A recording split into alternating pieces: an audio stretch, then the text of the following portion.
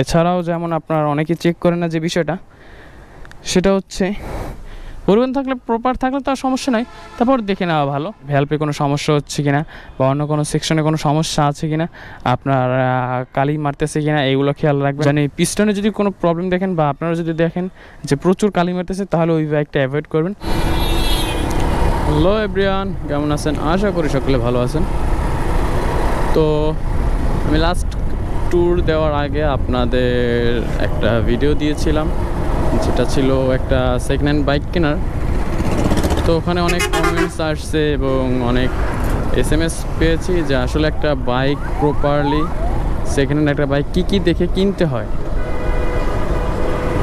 তো অনেকেই সেই জায়গায় কমেন্টস করছিলেন যে ভাই এটা ক্লিয়ার না, আপনারা এই প্রপারলি একটা ভিডিও দিবেন যেখানে একটা সেকেন্ড হ্যান্ড বাইক কী কী দেখে বোঝা যাবে যে এটা ফ্রেশ কন্ডিশন আছে। তো এই বিষয়ে একটা ভিডিও করার জন্য আজকে বের হলাম। একটা প্লেস খুঁজতেছি যে জায়গায় নিরিবিলি একটা প্লেসের মধ্যে কথা বলা যাবে। আসলে ওই দিন তো আমরা গেছিলাম সেকেন্ড হ্যান্ড বাইকের শোরুমে বা সেকেন্ড হ্যান্ড বাইক কেনার জন্য।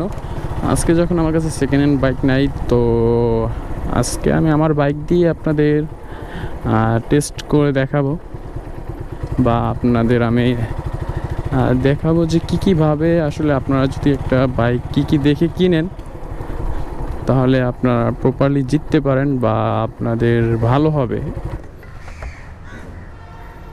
তো বাইকটা প্লেস করে নিলাম, এখন কিছু কথা বলা যাবে।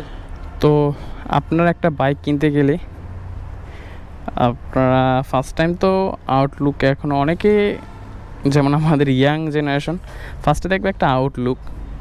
আমি এটা প্রেফার করি না বা আমি এটা পছন্দ করি না, তবে আপনারা বা আমাদের মধ্যে ইয়াংরাই আবার, আমি যতই পছন্দ না করি তখন একটা বাইক দেখতে গেলে ফার্স্টে আউটলুকটা দেখি যে আউটলুকটা আসলে কীরকম আছে, বাইকটা কীরকম কন্ডিশন আছে, ফ্রেশ আছে কি না, কীরকম দাগ স্পট আছে।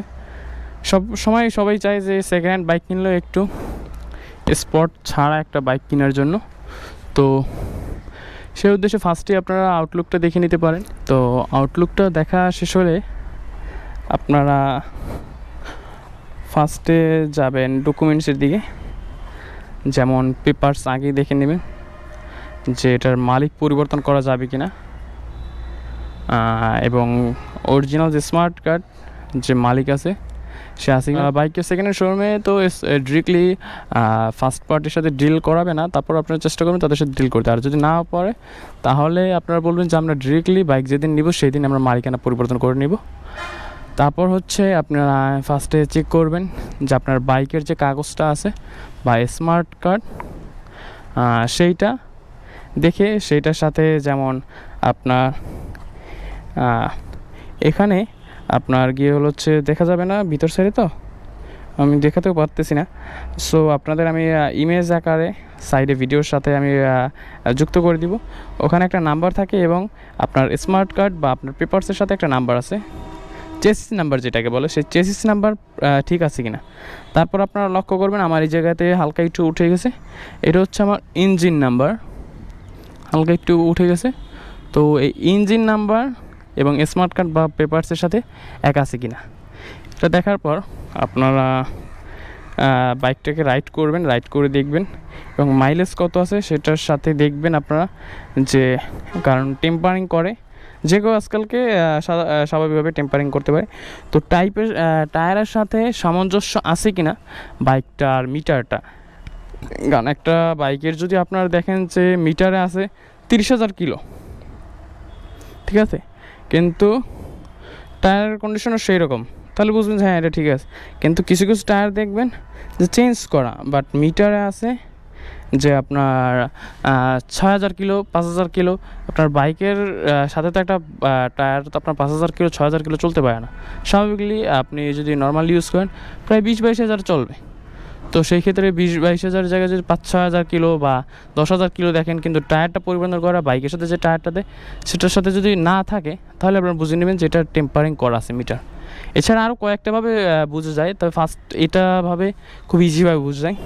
তারপর সাসপেনশন দেখবেন যে সাসপেনশন দুইটার সিল ঠিক আছে কিনা, বা সাসপেনশন লিক করতেছে কিনা, অয়েল সিল লিক কেটে গেছে কিনা, এরকম কিছু আছে কিনা এটা চেক করে নিতে পারেন। কারণ একটা সাসপেনশনের দাম কিন্তু আসলে অনেক টাকা, 5,000 টাকা প্রায় অলমোস্ট।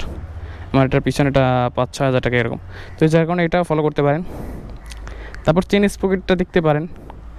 এছাড়া আপনারা মেজর যে জিনিসটা দেখবেন যে আপনারা একটা বাইক স্টার্ট দেওয়ার পর, এটা তো স্টার্ট দেওয়ার পর দেখবেন এখানে আপনার সাইলেন্সার হাত দিয়ে দেখবেন যে কালি মারে কিনা। যদি কালি মারে তাহলে বুঝবেন হয়, ওনারা বলে যে মোবিলে প্রবলেম বা মোবিলে গাদ বা এতদিন বাইক পড়েছিল।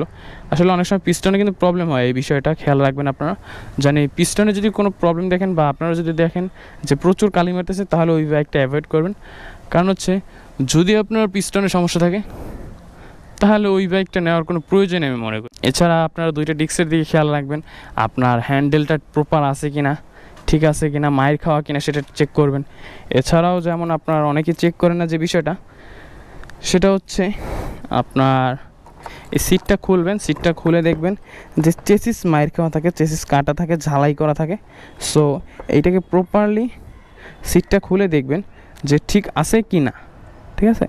তো এটা প্রপারলি দেখবেন যে কোথাও মায়ের আছে কিনা, ঝালাই আছে কিনা, এই বিষয়টা খেয়াল করে রাখবেন।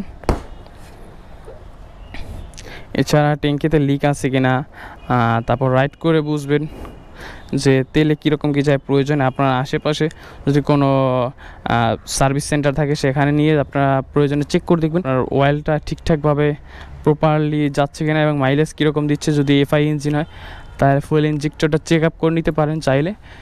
যদি কার্বোরেটর ইঞ্জিন হয় তাহলে কার্বোরেটরও চেক আপ করে নিতে পারেন, বা মাইলেজ কীরকম দিয়ে সেটা আপনারা খেয়াল করতে পারেন।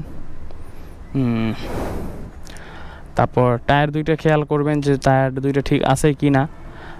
বিভিন্ন জায়গায় মাইর খাওয়া থাকে, সেট ভাঙা থাকে, বিভিন্ন জায়গায় ভিতর থেকে সুপারগুলো দিয়ে জোড়া লাগানো থাকে।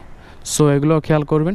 তবে আপনারা ইঞ্জিন সেকশনটা সবসময় খেয়াল রাখবেন। আপনারা যদি না বুঝেন তাহলে কোনো টেকনিশিয়ান নিয়ে যাবেন, যে আসলে ভ্যালভে কোনো সমস্যা হচ্ছে কিনা বা অন্য কোনো সেকশনে কোনো সমস্যা আছে কিনা, আপনার কালি মারতেছে কিনা, এগুলো খেয়াল রাখবেন। মোবিল খাচ্ছে কিনা এগুলো খেয়াল রাখবেন, ঠিক আছে।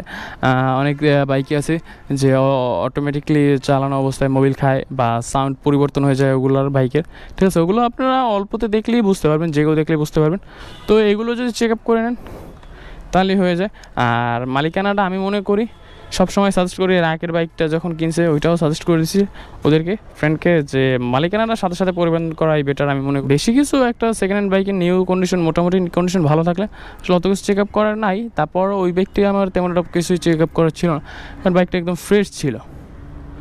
বাট যে আপনারা মোটামুটি সেকেন্ড হ্যান্ড একটা বাইক কিনেন তাহলে আসলে অনেক কিছুই আবার চেক আপ করারও আছে। তো এগুলো সচরাচর ছোটো ছোটো কিছু এগুলো চেক করে যদি নেন তাহলে আপনারা একটা বাইক কিনতে গেলে আসলে ঠকবেন না আমি মনে করি।